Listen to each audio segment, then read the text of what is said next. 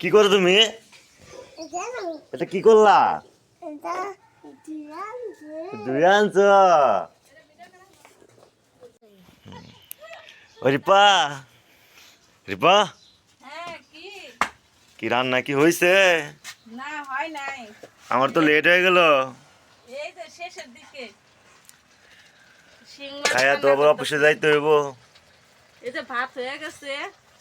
আর আজকে তো এই যে আপনার তাহলে পছন্দের ভাতের মাল গালাও।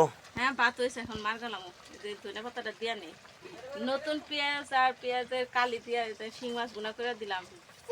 আর এই যে সাথে ধনে পাতা দিয়ে দিলাম। আপনার পছন্দের নাবড়া তরকারি তো আজকে রান্না করতে পারলাম না, ওইটা দুপুরে রান্না করবো, রাত্রে এসে খাইবেন। একটু লবণ ঠিক চাখা আছে, একটু দেখবেন, তাড়াতাড়ি করো না। একটু লবণ চাখা দেখেন। তুমি আচ্ছা এই তো হয়ে গেছে, আমি ভাতটা মার গেলে দিই।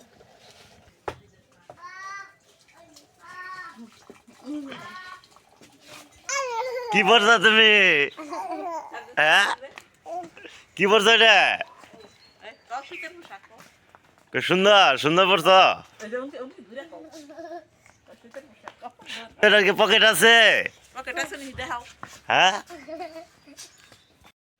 তো অবশেষে তাড়াতাড়ি করে রান্না বান্না করা শেষ, ওনাকে বিদায় দিয়ে দিছি।